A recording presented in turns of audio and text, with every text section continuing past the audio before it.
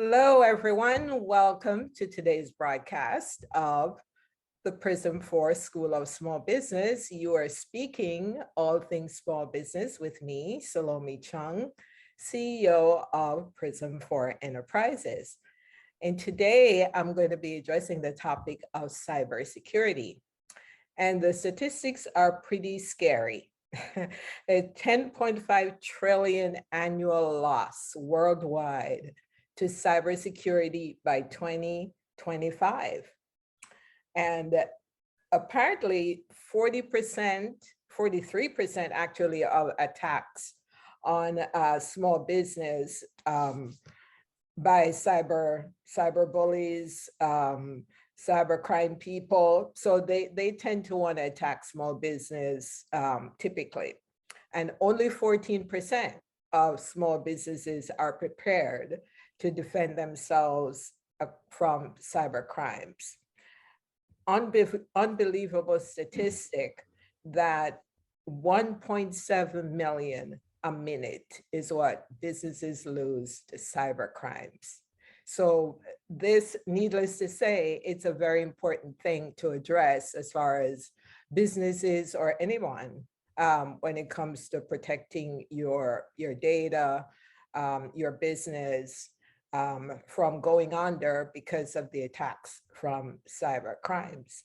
So today I have with me Alex Saiz, and Alex is the CEO of Aiuda IT, excuse me.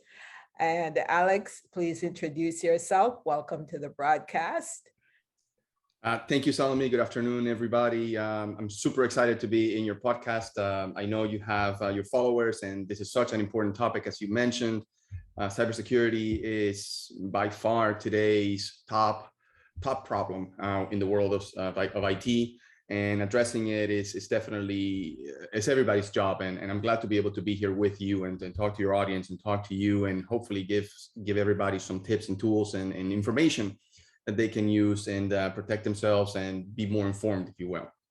But again, thank you very much, and I'm happy to be here. I can't wait to give you guys as much knowledge as I can impart. Yes. You know, Alex, when I worked in corporate, we from time to time had trainings on cybersecurity, what we need to do, what emails we shouldn't open. And as a small business owner now, I pay less and less attention to emails in general. If I'm hesitant or I'm not sure, I delete the email, but I'm not thinking cybercrime when I'm opening my emails, and that's not a good thing. I think it should be at the forefront of how business owners conduct their business on a daily basis, because it's not something we're going to get rid of, or it's not something that's not going to exist. So it's not going away, and exactly. It cannot go away simply because we're continuously to depend more and more and more on technology, right? So nowadays, 15, 20 years ago, you had a server in your office. That's no longer the case. Your servers are in the cloud. Exactly. And we're using more and more applications that are in the cloud, things like Salesforce or HubSpot or Sugar CRM or whatever have you. Those are cloud-enabled services. So the dependence on technology is only going to increase. Exactly. And it is interesting that you mentioned about emails, right? And you're not looking at emails in the same from a cybercrime point of view. And it's interesting that I hear that from you, because I'll give you this little bit of information. Around 80% of all attacks start with an email. And the reason why they start with an email is because it is so easy it's the easiest way to get through, right? Most email systems today, a lot of them are very unprotected. They don't have the right anti-spam solutions or the right anti-phishing solutions or the right antivirus solutions in the emails to prevent these attacks from happening. And then on top of that, we can install all sorts of solutions into an email system, right, or a computer system to prevent attacks or protect against attacks. But there is a component that, and you touched on it, that a lot of people don't really realize, is that is the person sitting behind the computer. We know that 60+% of attacks or 60+% of cyber incidents are because of an employee. And brain security awareness, talking to employees, talking to the people around you. I mean, even with my children, I talk to them all the time about cybersecurity and passwords, and be sure of what you're seeing. Don't click on links that you don't recognize. Things like that. You have to be constantly on top of that. It's not a set it and forget it and it's never going to happen to me. Yeah. We have to maintain and constantly be on top of our systems and our training, really. So that we can prevent things from happening. Yeah, you're exactly correct. It should be more top of mind. Because for me, interestingly, you talk about passwords. It's crazy the kind of passwords that people use. And I've found myself now, I bought a tracker specifically for passwords, because I would change them and I would forget them. And now I can always go to my little book and I know what password is. And it's very important for people to know, even though it's a pain in the neck, you must change your passwords periodically. You cannot, and don't use 1, 2, 3s and ABCs in your passwords. Cyber bullies love those people with the ABCs and the 1, 2, 3s. Well, you make it easy, right? Exactly. Low-hanging fruit, if you will. Low-hanging fruit, exactly. So Alex, tell the people, everyone who's listening, all those aspiring business owners, entrepreneurs, established businesses, what is ransomware? So ransomware today, it's probably one of the biggest problems that we have in cybersecurity. And why do people get infected with ransomware? So the idea behind ransomware is to take your data, whether it's a personal data or your company's data. And in the case of personal data, would be your pictures, Word documents, homework, whatever have you, even your tax documents.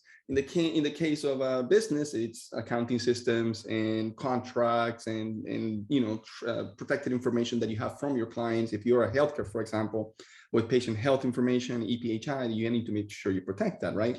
So what ransomware does is a virus that lets an attacker and basically make that data that you own completely unusable. And the way they do that is by encrypting it, right? And so they create this key, and they have the key, and then they'll encrypt your data and ask you for a ransom that can vary. It can be thousands of dollars to millions of dollars, right? Like, for example, the Colonial Pipeline, they paid $4.4 million. That was their ransom, and they paid it.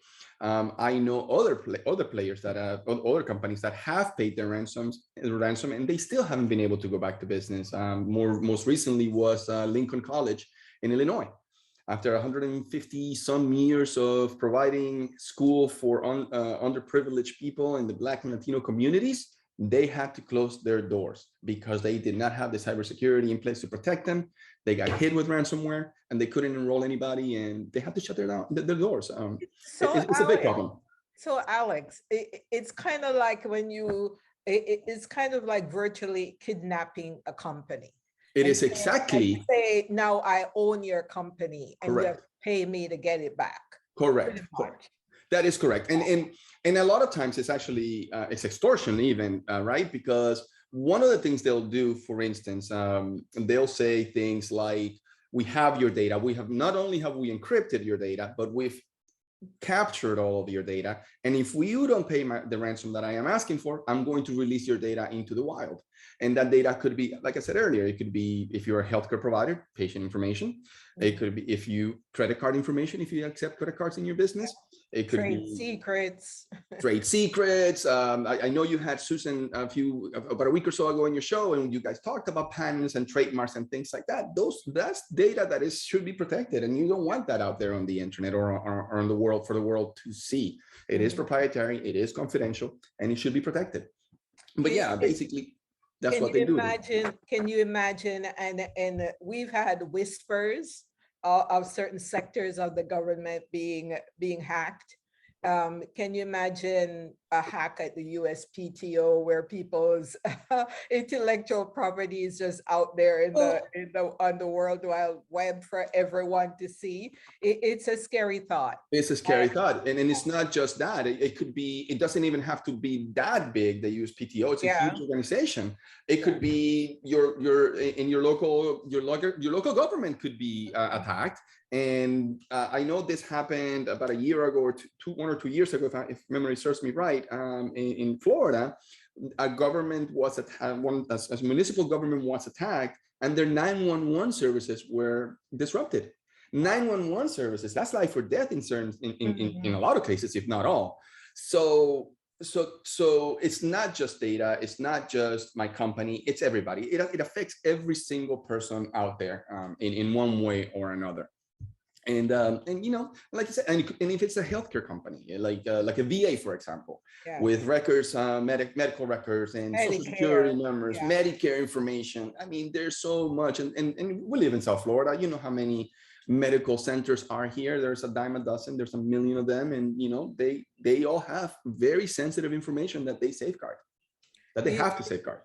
You know, Alex, I come across a lot of small businesses, as you know, in businesses in general, business owners, corporate management teams, and there's never a conversation about cybersecurity. We're the stepchild. We're the ugly stepchild. That is crazy to me. Yeah, it should be something that somebody should be leading the drumbeat, because this is only going to get worse. I mean, it grew, I think, by 23% between 2015 and 2017. Yeah, 11.7 million per company. Yeah, it's ridiculous. Lost to cybersecurity. It is ridiculous. The estimation right now with ransomware, for example, is that every 11 seconds a ransomware attack happens in the world. Wow. Every 11 seconds, as we are speaking today, somebody will be attacked by ransomware. It's just a matter. It's what I like to tell my clients. It's not a matter of if I'm going to get attacked. It's a matter of when I'm going to get attacked. And when I get attacked, how am I going to make sure that I can continue running my business, running my company, that I can still make money? And I can give you multiple examples. I'll give you one right now. We had a person, I can't name names right now, obviously, but we had a client who was attacked. Luckily, they had all their backups, so they didn't have to pay their ransom. And the ransom wasn't a lot. Actually, they did pay the ransom. I apologize. They paid the ransom. The ransom was a few $1,000s. I don't recall exactly the amount, but it was less than $5,000. They paid it, and they got their data back, but incomplete, right? And they still had to spend, all in all, their cost was around $25,000, $30,000 in between what they had to pay outside consultants and data recovery specialists and all these things, plus lost wages, lost revenue. They actually lost a business for those days that they couldn't accept orders. They could not accept orders. So that's business loss, you know. And yeah, maybe the amount is small for ransom, but what comes behind it can be huge. And even then, there's no guarantees that you're going to be able to get your data back or that you're going to be able to recover. I mean, like in the case of Lincoln College, and a few years ago, I believe in 2019, there was a Michigan, a 2-doctor medical practice. They got hit by ransomware. All of their patients' medical records were completely deleted, and they had to shut their doors. Wow. Completely. Imagine the amount of people that got affected by that. You have to go to a new doctor. You have to redo all your tests. You have to redo everything because there's nothing out there for you. We don't know what medicine you're taking, how often, and none of that is there. So, and God forbid you have an emergency and you go to the hospital or emergency room. They have no idea what to give you and how to give it to you. Right. Yeah. They would have to run a ton of tests. Yeah. It will delay your you getting better. Treatment. For sure. Yes. Yeah. It will delay your treatment. Absolutely. So Alex, what, if anything, we're talking about this and the fact that businesses seem to be at the forefront of how they protect themselves. They have to be the one instituting systems or strategies to stem the tide of cyber attacks. But what, if anything, what, if anything, government is doing, or are there any regulations? Are there any anything in place by the federal government, local governments? Um, is there even anything they can do? Is So there anything in place? in the United States And today, it, and I don't mean to interrupt you, Alex, but can you buy insurance oh, to protect I yourself? will touch on all of those points for you right Okay. now. Okay. So from a regulatory point of view, yes, there are certain industries that are very heavily regulated when it comes to cybersecurity. More specifically, those are going to be healthcare organizations. And I'm going to dig in on that a little bit, because it's not just healthcare organizations, but healthcare organizations, organizations that accept credit cards. They also have to comply with certain regulations, although the regulations for credit card people that accept credit cards are not government mandated. They are mandated by the credit card companies, believe it or not. And then there are those that do business with the federal government, specifically DoD contractors. DoD contractors have to abide by certain cybersecurity rules and regulations, or cybersecurity rules, because there's really no regulation yet. Wow. They are working towards it. It's called CMMC, which is the Cybersecurity Maturity Model. And what that is doing, and it seems to be becoming what the framework by which every other company is going to have to play to ensure data protection, to ensure confidential information is protected, and things of that nature. I go back to healthcare also, because this is, I don't know if everybody knows this, but for example, when we talk about healthcare, we're not talking just about a doctor. We are also talking about the company that provides services to that doctor. It could be an accountant. The moment you are doing business with a healthcare organization, you yourself have to be compliant with HIPAA. I don't think I mentioned that earlier, but with HIPAA, you have to be compliant with HIPAA. And that extends to anybody who does business with the doctors, what they're considered business associates, right?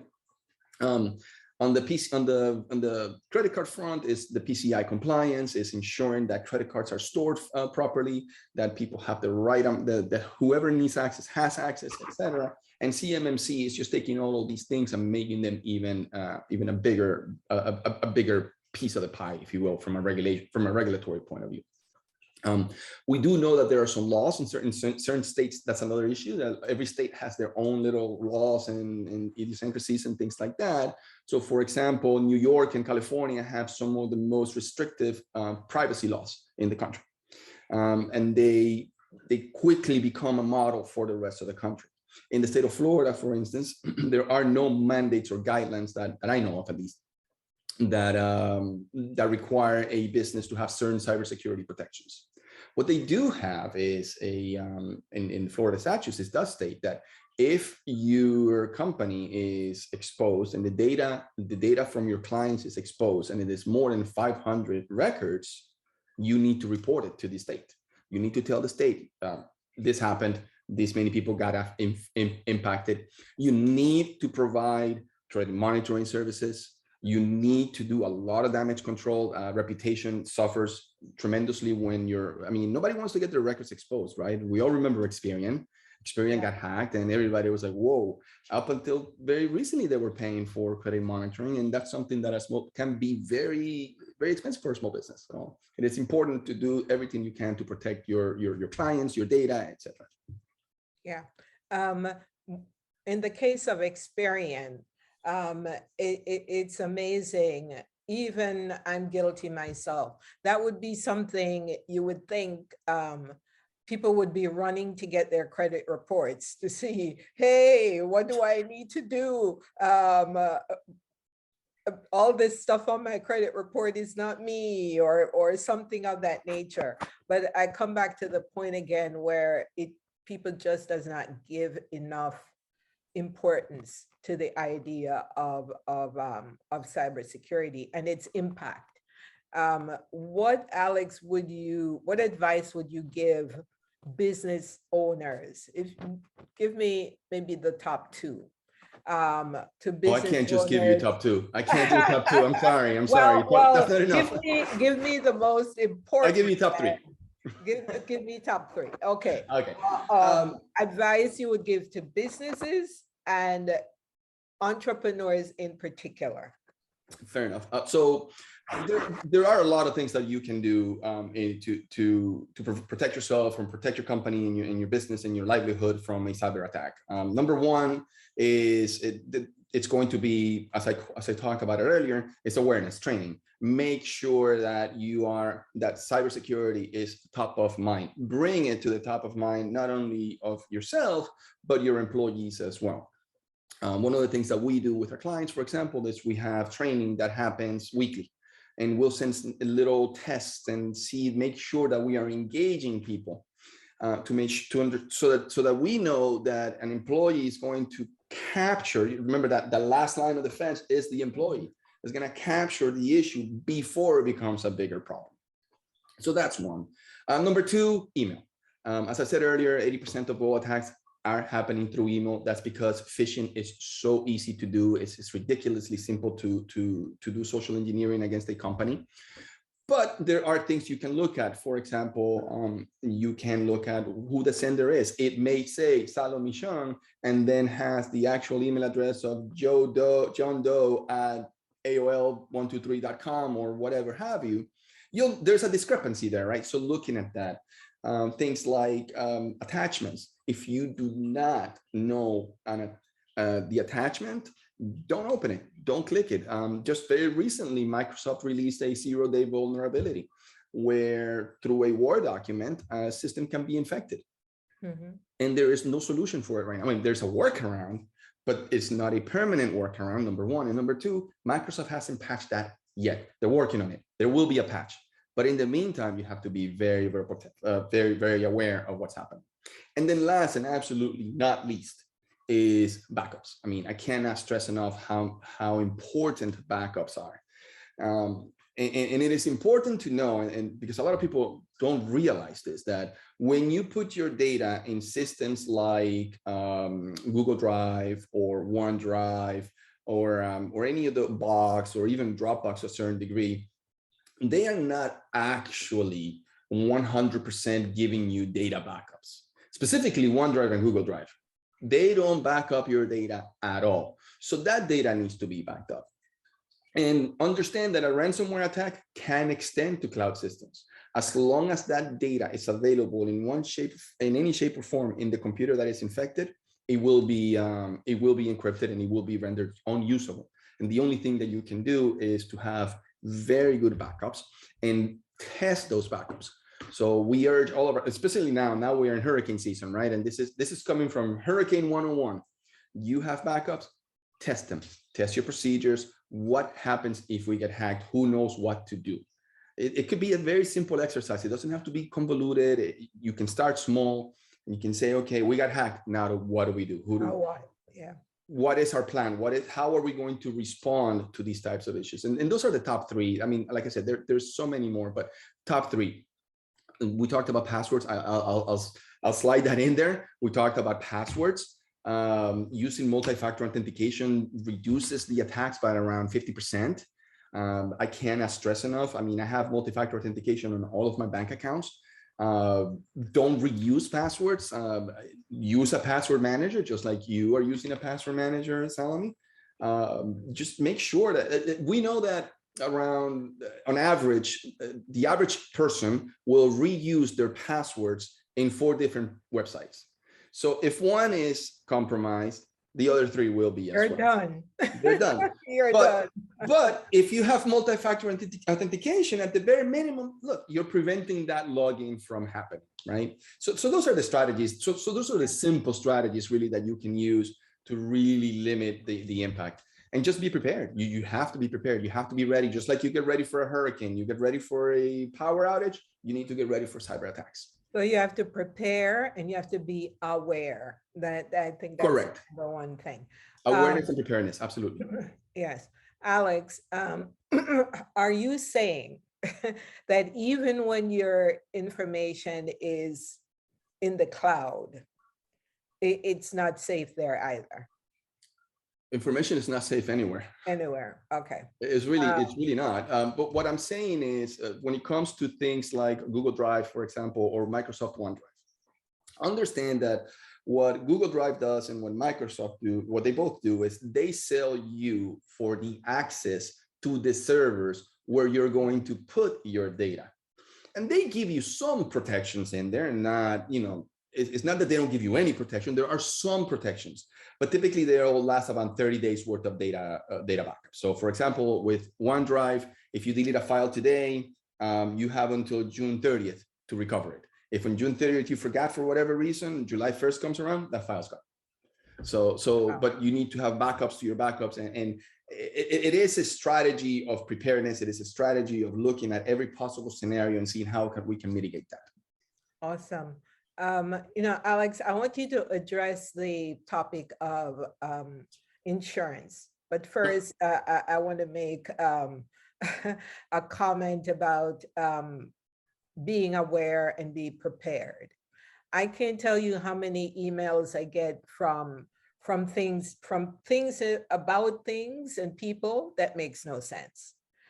Okay. For example, I'll get email from a bank that I don't do business with, haven't done business with, and the email will say something like, you need to call us, or you need to get in touch with us about X. I'm like, why? Either I've never done business with them, or I haven't done business with them for years. And that's clearly, people tend to be, when you're dealing with emails, whether it's your VA or your secretary or whoever, they're checking your email. Sometimes they're not even thinking. The job is open the emails, or you're in such a hurry to open emails and see what you need to do that you're not even thinking, why am I getting this email? So, the reason why you get attacks like that is again, it's because it's very easy. And as you say, we're overwhelmed. We have so much going on in our lives. We have phones and computers and emails and tablets and this and that and the other, that we're always we're hyper connected, right? So it is easy for somebody to overlook it, just click on the link and that's that. It doesn't matter that it's a very wide net that an attacker would cast just to see what comes over. And they're not, something important is that to understand is that they're not targeting any one specific individual necessarily. Like I said, they cast a very wide net and see who bites, who can we get in. Why is that? Because then they can create all these little botnets that will in turn infect others. Right. And infect another one and another. And by the time you know it, you have 1,000 computers amassed that they're paying you $1,000 a pop to get them, to recover them, right? So that's why you see that. You asked me about cyber insurance. Cyber liability insurance, actually, it's a very interesting topic because it's in my opinion, it's a relatively new industry. I think not a lot of people know about it. Some people have heard about it. Some people are thinking about it, but not everybody has it. What's interesting about cyber liability insurance today, it's number one, the cost is increasing. That's number one. Number two, cyber insurance companies insurance companies are actually saying we are not doing cyber insurance anymore because it's too expensive. And then number three, the ones that are giving you the cyber liability insurance, they're going to ask you, do you have multi-factor authentication? Do you have security awareness training? Do you have backups? Do you check for vulnerabilities? There is a pretty extensive list of things that you need to do from a cybersecurity from a systems point of view to ensure that so that the cyber insurance company can feel comfortable enough to insure you. And if you have a problem, they'll go through that. So did you get this enabled? Did you have this enabled? Did you have this? And they'll look for it. Trust me, they will look for it. And they will deny you. So it's expensive to not just to the business owner, but expensive to the provider, because in the event you get attacked and you have that insurance and they have to pay out hundreds of thousands of dollars or millions of dollars, they don't want that liability. And you know, insurance companies always look for the teeny tiniest little thing to deny your claim. Right. Yeah. So, it's another layer of protection. And It really is. I wouldn't take cyber liability insurance as being at the front end of my protection. yeah, Because yeah, cyber liability is going to cover a lot of the costs and it's going to help you, but the recovery from a reputation point of view, from a business operation point of view, can be devastating. It really can be. If you have to recreate records or recreate contracts, or you can't bill because your invoicing system is completely dead. And I mean, yeah, cyber insurance is going to pay the ransom. Yeah, sure, they're going to pay for the recovery, all that. But in the meantime, you're not doing business. You're not running your business anymore. You're reacting to a problem. And I'm not saying we're not going to react. We're all going to react, but we want to be able to react with a plan in place. Otherwise, it's just chaos. It's just, what are we going to do and how are we going to accomplish all of these things to stay in business? That is so important. And I keep going back to somebody needs to be blowing the horn more often about. Well, I mean, I'm trying. Yeah, I know you're trying. I got your notice yesterday by email. Okay. I thought that was amazing. Oh, and thank you. I will share it with my network, because, you know, the more people know and become aware, the more awareness you create around a topic, is the more people will start to take action. Yeah, I agree, and I'm glad you found it useful. And like I said, like we say in the email, there is a workaround for the issue. Happy to help you with that. Mm-hmm. That's one of the things that I think as a company we are doing that. I'm not going to say that it is unique to us. I don't think we're the only ones that are doing this, but we're definitely on board with being one of the few that not only provide IT help and services like, oh, my computer broke and I need to repair it, or my password reset and stuff like that, but all of our services are actually cybersecurity are baked into them. So we are trying to do the best we can for our clients. I know there's things that we cannot do because of budgets and whatever, but we have security is at the center of everything that we do within our realm of services, scope of services, if you will. Alex, this has been so eye-opening and amazing information, and I'm going to spread this far and wide to glad to hear to the audience, and I would like to ask my audience to share it with everyone they know, because this is so important. This reminds me of COVID. I know it's not on the same scope, but you'll be surprised. But if you get an attack that is with a wide enough scope, it can be devastating, not just to the business itself, but in my opinion, to the economy. And more attention need to be put on that. So, Alex, please tell the audience how they can connect with you, they can reach you, if they have questions for you. What's the best and easiest way to Okay, great. connect? So first of all, again, thank you so much for the invitation. I was super excited to be here. And hopefully, I hope that your audience captured good information. But if they need more, you can call me at 786-628-8650. That's our company number, or go to our website, www.aiuda, that's AIUDA.io. Or lastly, through LinkedIn, Alex Saiz on LinkedIn. Reach out to me on LinkedIn. That's going to be I'm always on LinkedIn, or I try to be anyway. As in social media, we try to be, right? So I connect with a lot of people. I'm happy to connect with you guys. Happy to connect to anybody who wants to ask a question. Always happy to help in any way that I can.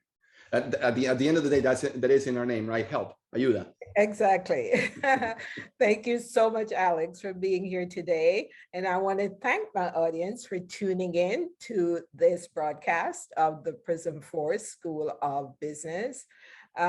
Please tune into the broadcast wherever you listen to podcasts.